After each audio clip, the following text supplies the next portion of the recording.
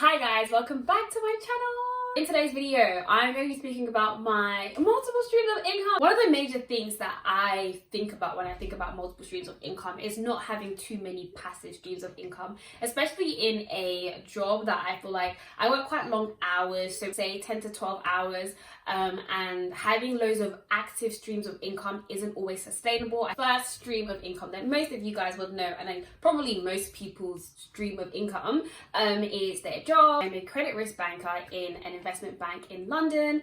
I'm in my first year, so I started in August. I trained for a month and I started out on my grad program. This is my main stream of income. I was able to get here through an internship that I did in my penultimate year of university, and then I converted that into a grad role. All videos about that are either on this channel or on my old channel, but the links will be down below. My second stream of income, which is a new one, property investments. So in November 2020, I finally found my property, put in an offer, got accepted, and since then, literally from November till February, it's been papers and lawyers and agents and just like exchanging of all of this details, and I'm like, oh my god, can this process just hurry up? Is rental income, and is also in the future it's going to be capital gains. So capital gains is when you hold at least how I understand it, is when you hold an asset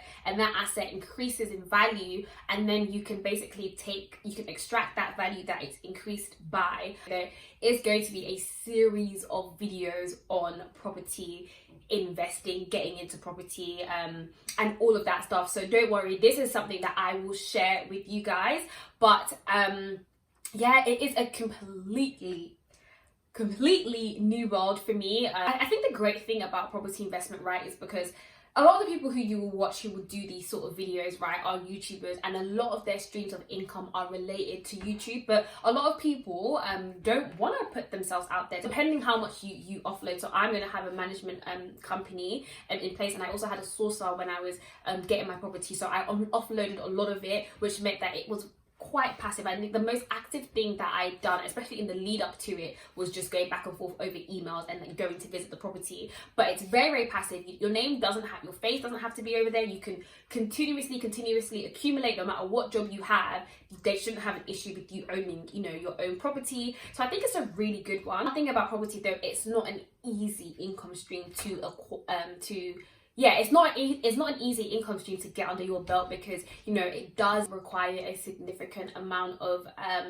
down payment that you have to put down. I didn't invest in London. I went to the West Midlands so that I can access a cheaper property and get on the property ladder quicker. But even then, it's still not like an easy thing to do, right? So I think it's one where it's a bit like, it can take a while to come about, but once it does come about, it is very very good. And my third stream of income is my online business, which is the resource bank.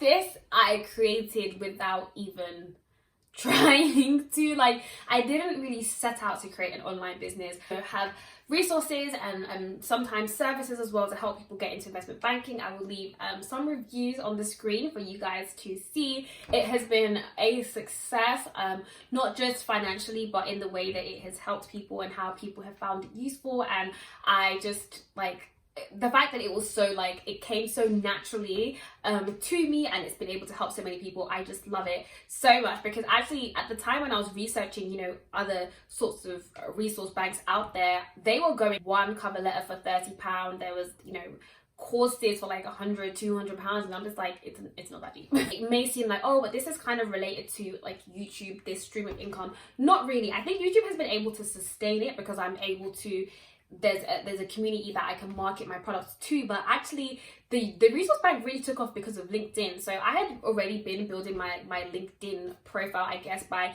sharing a bunch of different things. I used to share blog posts on there. I would share if I went to events, if I got awards and stuff. So I was kind of building up a community. But even then, it didn't really matter, because there was this particular marketing technique that you can use on LinkedIn. And I think LinkedIn is great because it has a very low content to user ratio. If you are a content producer on there, your content can get really far, because a lot of people are on there to kind of take, and there aren't that as many people on there to kind of give. I announced the resource bank. I basically told people that I can't remember what it was. I think I said like, just comment down below if you are interested and like make sure you add me. But the way LinkedIn works, if someone comments on the post, everyone who they are connected with also sees that post or has the potential to see that post.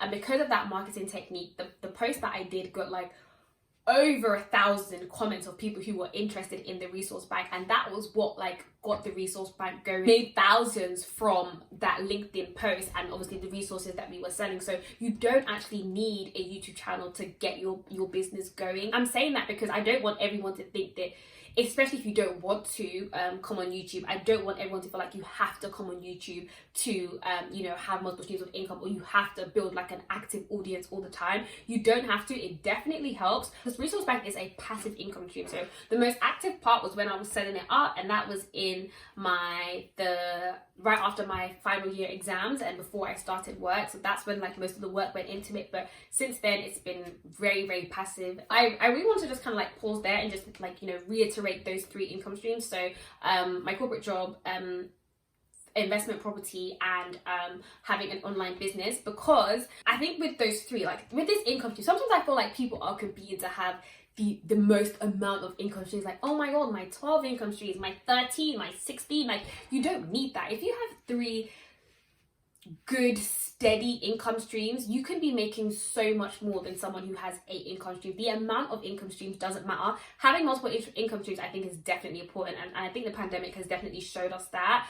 But you don't need to have many. If you just have 3 good ones, you'll be set good. You can make, I think Patricia Wright said the other day that she makes like £6,000 or £7,000 from her investment property. So that's like £6,000 or £7,000 a month. The 4th income stream, which is YouTube AdSense. So I have 2 monetized channels now. So this one and then my old one, which I kind of stopped using at the point that I got it monetized, because I realized that it was still attached to my school's email, so they technically owned the channel, which I didn't want. Channels were monetized within like 3 months of me posting on YouTube, which I think is quite decent.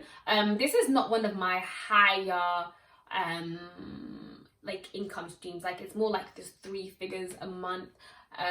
But I think it's one that definitely is going to grow over the years. Also very inconsistent as well, like your RPM and your CRM and all these things that is related to how much you make from Google AdSense changes a lot. It also depends on how many views you get, but YouTube is a great source of income, and as you guys would have seen if you watch YouTube, a lot of people are getting into it because, like, if you have a camera and you have content that people want to watch, you can make money from YouTube. I'm excited to announce the sponsors of this video, who are Skillshare. And Skillshare is an online platform that allows especially creatives and people who are interested in entrepreneurship and business to access a range of classes on a range of topics such as photography and business and videography and how to podcast, and it's just, the list just goes on. A number of classes on Skillshare on property, so how to set property goals was one that I saw. There was another one on practical steps for investing in the UK. I think everyone who's trying to create something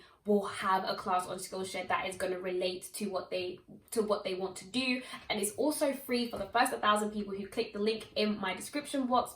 So my next stream of income are sponsorships. So again, this is one that's it's related to having a following, but it's not related to having YouTube, because you can get sponsorships from Instagram, you can get sponsorships from LinkedIn, another platform where you have a significant following. And I think this is a really good one, and I think for a lot of people who are on YouTube, they make a lot more from sponsorships than they do from YouTube AdSense, because essentially brands are paying to tap into your audience and get access to your audience, and like, it can be really good. Like, I only want to partner with companies that I feel like I would use myself. So for example, I'm going to be using Skillshare myself 101%. So like, it works both ways. Like, I know a lot of the people that I watch and I know that they are accepting sponsorships that are aligned to what they do. It's always very, very useful for me, and I definitely do take advantage of the deals that are there. So yeah, sponsorships are a really a good way to get started, and you don't have to be huge to get a brand sponsorship.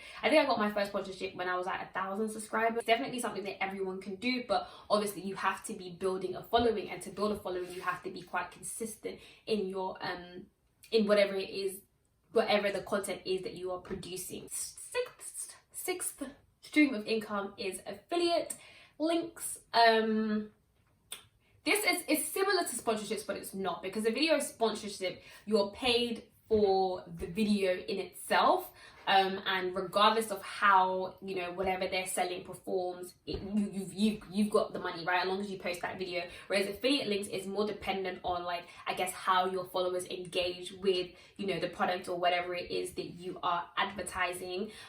So yeah, and I've mentioned before, I think in the savings video, that I even have an affiliate link with like the Amazon Associates program, where, like, you know, some of the links in my bio are affiliate links. And if you guys like purchase something from Amazon, even if I even use it on myself, like when I purchase something from Amazon, I use my affiliate link so that I get money back from that. Again, it's another one that's kind of tied to you having some sort of following, but you can even use it with your family members. You don't have to have a huge following for affiliate links to work. I honestly can't wait. If you guys follow me on Instagram, I'm going to be sharing, like, in live time, like, which Skillshare classes that I am taking. I think the good thing about it is that because it's specifically for learning, there are no ads, and then they're always launching new classes and even live classes that you can participate in. And even if you just want to have it as like an investment for your business in the long term, the annual subscription is less than $10 a year. So honestly, it's great, and I'm definitely going to be using it to support my multiple streams of income over 2021. If you want to know what my physical product is going to be, make sure you are subscribed, follow me on Instagram, because I will be announcing on there. Maybe I've even announced already.